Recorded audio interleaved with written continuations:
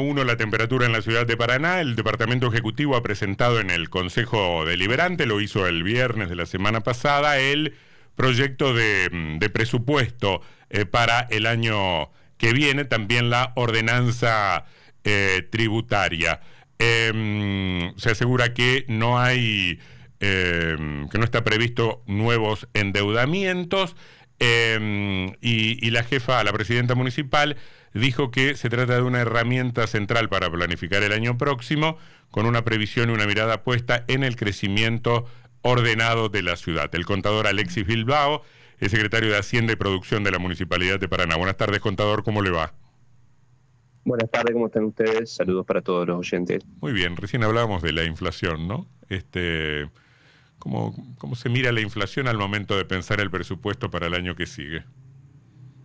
Bueno, indudablemente que la inflación tiene un impacto respecto a la proyección de los gastos principalmente. Recuerden ustedes que básicamente el presupuesto está estructurado en dos corrientes. Por un lado los recursos con los que va a contar el municipio y por otro lado los gastos. Entonces tiene un impacto naturalmente en la partida de gastos. Pero también, y dependiendo, ahí tiene que ver más con cómo es el consumo, sobre todo, sobre los recursos que puede llegar a tener el municipio, tanto por la tributación local como los recursos que provienen de la coparticipación, ¿cierto? Sí, claro, pero ¿cómo impacta?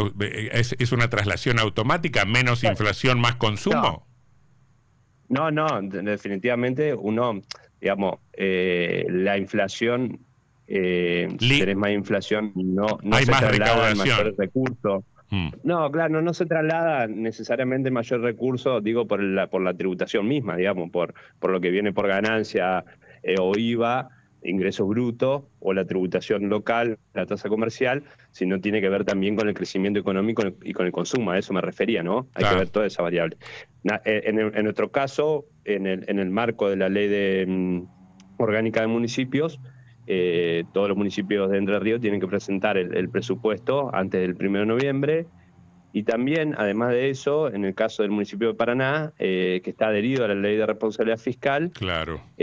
utiliza las variables macroeconómicas que rigen o que son presentadas en el marco del presupuesto nacional. Ujú, ¿Sí? Y esto sí. mismo sucede en la provincia, en el caso del presupuesto provincial. Es Ujú, decir, nosotros tomamos las variables macro que presentó el gobierno nacional, que en este caso prevé una inflación, por ejemplo, del 10,1% para el año 2026 y un crecimiento del 5%. A claro. partir de esa variable y el tipo de cambio oficial, que son las principales, vuelvo a decir, variables macroeconómicas, se, Ujú. se, se elabora el presupuesto también teniendo en cuenta los lineamientos estratégicos que plantea la intendenta, ¿no? Eso es bien interesante porque si Ujú. quien diseñó el presupuesto nacional es un artista de la Dirección de Artes Visuales y dibujó todos los números, la cadena institucional, provincias y municipios siguen ese dibujo, ¿no? Exactamente. En realidad, el presupuesto no deja de ser Mm, justamente una proyección de recursos y gastos futuros, mm, con lo cual admite cierta flexibilidad, ¿no? Eso es natural. También hay que decir que el 50% en el caso del municipio de Paraná de los recursos provienen del régimen de coparticipación. ujú, Es decir, hay una parte importante de los recursos que son establecidos o estimados a partir de la presentación del presupuesto del gobierno provincial. Es decir, la provincia, luego de presentar su presupuesto el 15 de septiembre es el gobierno nacional, informa también a los municipios las estimaciones de ujú. coparticipación, tanto de impuestos nacionales como provinciales. Déjeme preguntarle lo siguiente.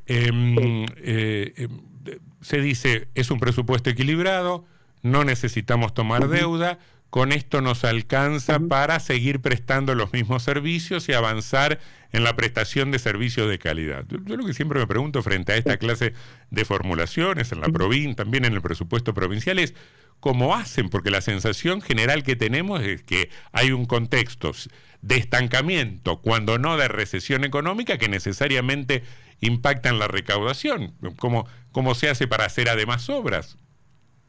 Sí, bueno, en realidad ahí lo que planteamos, y lo planteó del primer día la doctora Rosario Romero, fue una cuestión de eficiencia tanto en la gestión como también en lo fiscal. Si vos mirás ya la gestión anterior, y también está sucediendo esta en los 2 años, no ha habido situaciones de déficit fiscal en lo que tiene que ver con el municipio. Nosotros también el tema del endeudamiento, y esto es algo personal, no es algo que lo critico, sino que lo que decimos es que este presupuesto, tal como el año pasado, no prevé la toma de endeudamiento porque, gracias, vuelvo a decir, a una planificación fiscal, a un ordenamiento en la gestión, nos permite, a través de la tributación local y la coparticipación, prestar, como vos decías, los servicios de calidad, que seguramente hay que seguir mejorando, y permite a la vez tener un importante grado de inversión en obra pública, por obras que son estratégicas y que son esperadas también por los vecinos. Contador Sebastián Martínez lo saluda. Lo saco un poquito del presupuesto 2026 para preguntarle del estado actual de las cuentas. ¿Cómo estuvo o cómo está a esta altura del año? Ya promediamos el mes de noviembre. La llegada de recursos, tanto de nivel nacional como de coparticipación provincial, y el nivel de gastos.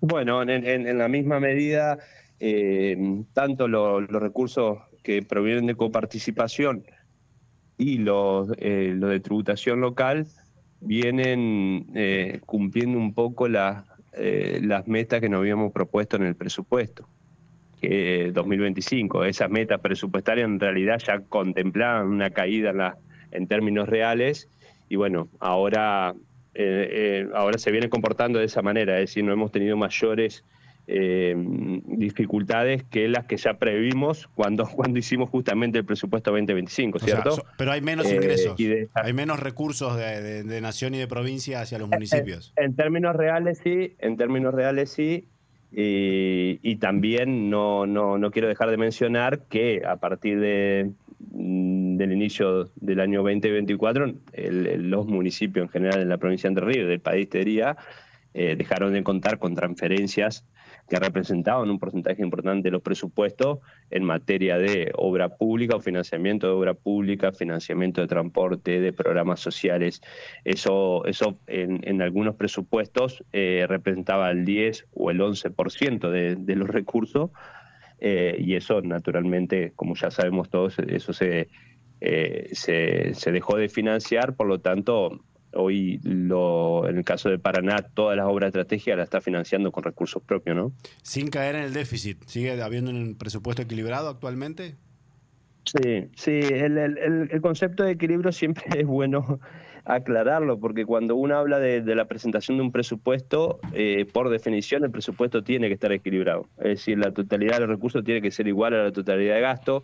Cuando nosotros hablamos de equilibrio, hablamos de la racionalidad, que tiene que ver con justamente un presupuesto equilibrado en torno a no generar un grado de endeudamiento, a poder financiar las obras con los recursos propios y a poder hacer frente a los gastos propios de funcionamiento del municipio, ¿sí? Por ejemplo, sí. Del presupuesto está previsto para el año 2026 más del 22% del presupuesto va a estar destinado a obra pública, lo cual es un indicador significativo. ¿Cuánto me dijo? Más del 22%. Es mucho eso. Lo cual, si uno compara con indicadores de ese mismo indicador, que es el indicador de inversión en obra pública, con otras capitales, la verdad que es un número muy interesante. ¿Y sueldos? Bueno, la paritaria estatal de hecho ahora estamos en cuarto intermedio, con lo cual estamos trabajando en la propuesta. Nosotros 2024, en nuestro primer año, finalizamos con aumentos por encima de inflación de 17%. No, pero me refiero en general, no quiero números exactos, me refiero al índice general de cuánto se lleva salarios del presupuesto. Ok, perfecto. Bueno, es una buena pregunta, porque ese índice que se conoce como índice de rigidez es en torno al 50%, 50%. Lo cual es un número 50%, lo cual es un número razonable, aceptable, sobre todo si lo comparamos con otras capitales. Tenemos que aclarar que son números similares en otras ciudades, en Santa Fe o en Córdoba, la región centro, digo, para poner un ejemplo. Sí.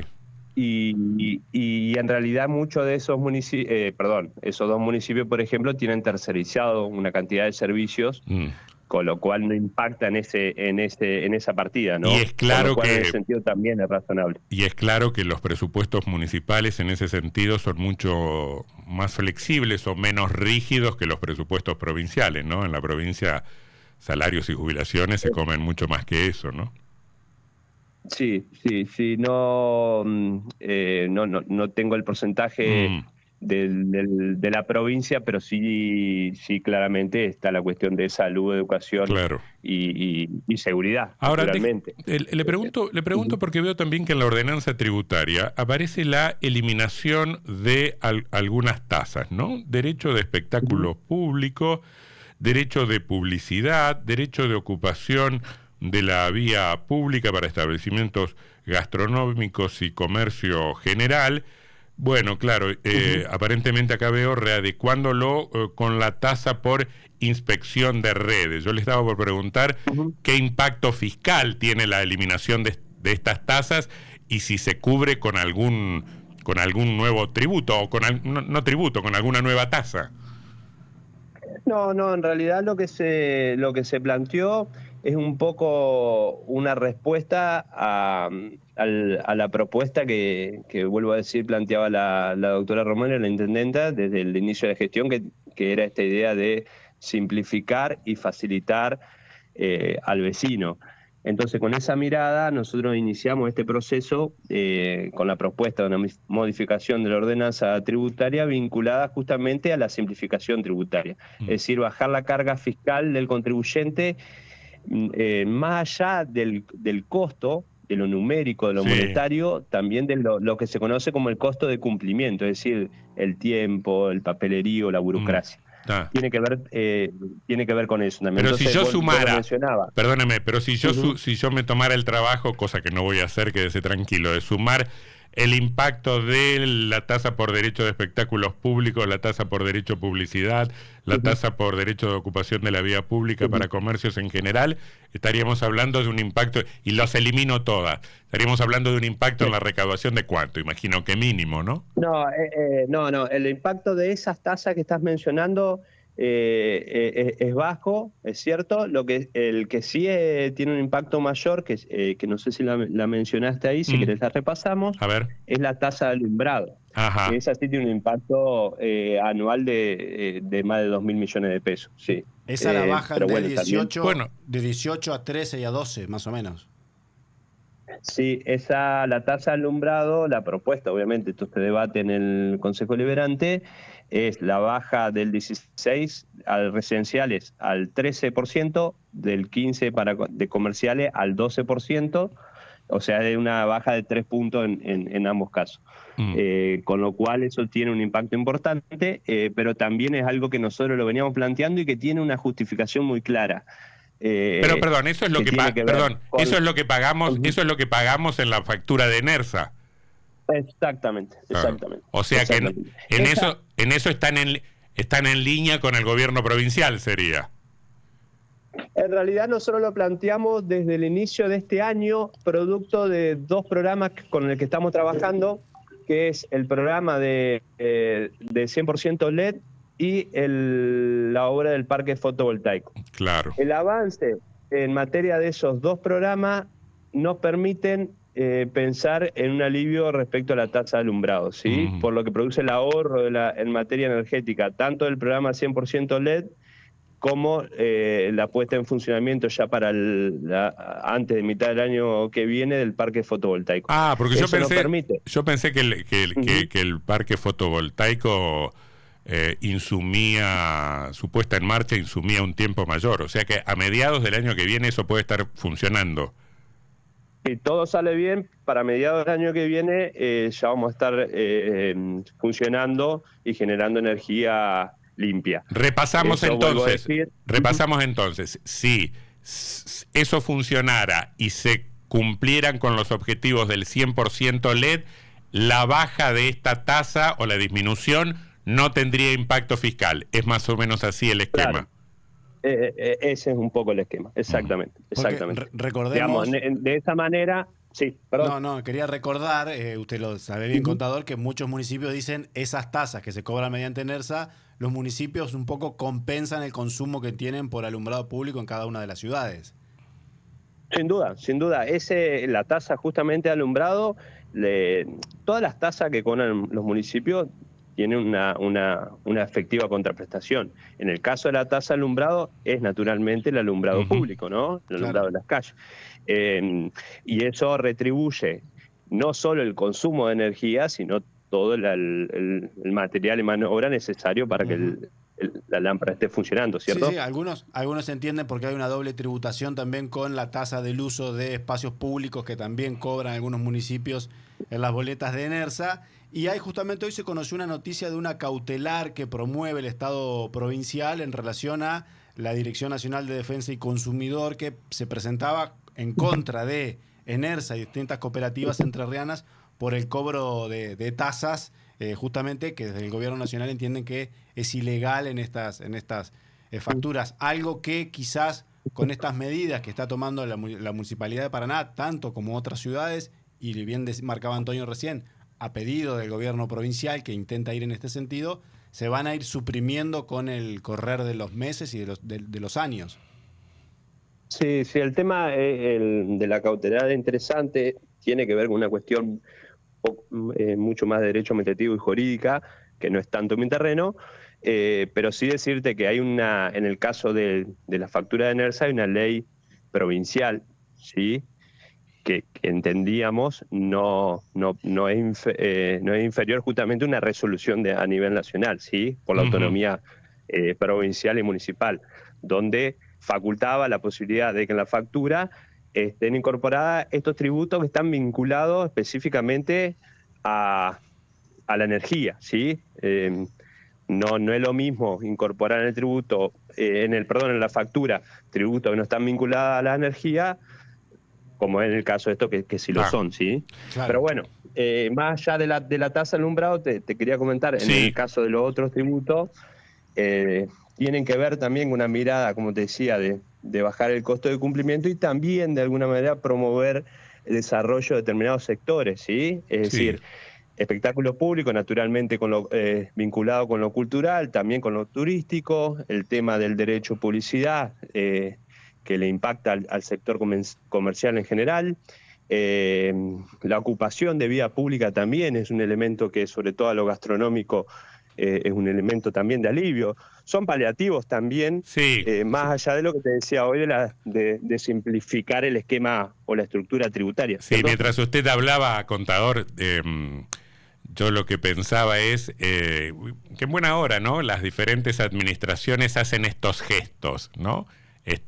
Cuando se preocupan por la eficiencia y por la reducción de costos para los particulares y para el sector privado, que quito este impuestito acá, que bajo esta alícuota acá, y la provincia podrá hacer algo, y después si el contexto general es malo, no sirve para nada, ¿no? Esto funciona en términos cuando las variables generales de la macro y del país en general marchan para adelante, porque si no son gestos que mueren en eso. Es la sensación que uno tiene sin manejar números, ¿no? Mira, coincido, lo hemos discutido o charlado con representantes de los distintos sectores. La verdad que en Argentina la presión fiscal está dada principalmente, o se explica más del 90% por los tributos de orden nacional y alguno en particular provincial, con lo cual por ahí el efecto de los municipios es menor, pero bueno, entendiendo también, vuelvo a decir lo mismo, vinculado a esta idea de la eficiencia, de la simplificación, de reducir los costos de cumplimiento, que también es tenderle la mano también al sector privado. Yo me contradigo conmigo mismo, ¿no? Pero quiero decir, mientras usted hablaba, yo pensaba que muchas veces escuchamos del sector empresario decir que el costo impositivo, pero particularmente el costo que tienen las tasas, no digo en Paraná, en Entre Ríos en general, es superior al de Córdoba o Santa Fe. Yo no los tengo acá, esos números acá, estoy citando de memoria, ¿no? Tal vez sea un elemento que digamos que contradice mi idea inicial, según la cual esto es relativamente insignificante. Si los empresarios lo marcan, algún peso en su estructura de costos pienso, puede llegar a tener, ¿no? Sí, sí, sin duda que quizá en el sector, en los gobiernos locales son gobiernos de proximidad, por lo tanto estamos más cercanos frente a los vecinos o al contribuyente en general, con lo cual las primeras demandas aparecen en los gobiernos locales. Y eso es entendible y eso lo tenemos claro. Más allá de eso, nosotros lo que tenemos que dejar también muy en claro es que frente a la falta de cualquier tipo de financiamiento nacional y provincial, producto de la quita de subsidios o de transferencia para financiar obras, es muy importante cuidar la tributación local. ¿Sí? Claro. Entonces, porque si no, realmente se pone en riesgo la sostenibilidad de la finanza pública, no de Paraná, sino de los municipios de toda la provincia y del país. Se entiende. Contador, gracias por esta conversación, muy amable. Bueno, gracias a ustedes. Un saludo. Un saludo. El contador Alexis Bilbao, secretario de Hacienda y Producción de la Municipalidad de Paraná. Son las 6:05.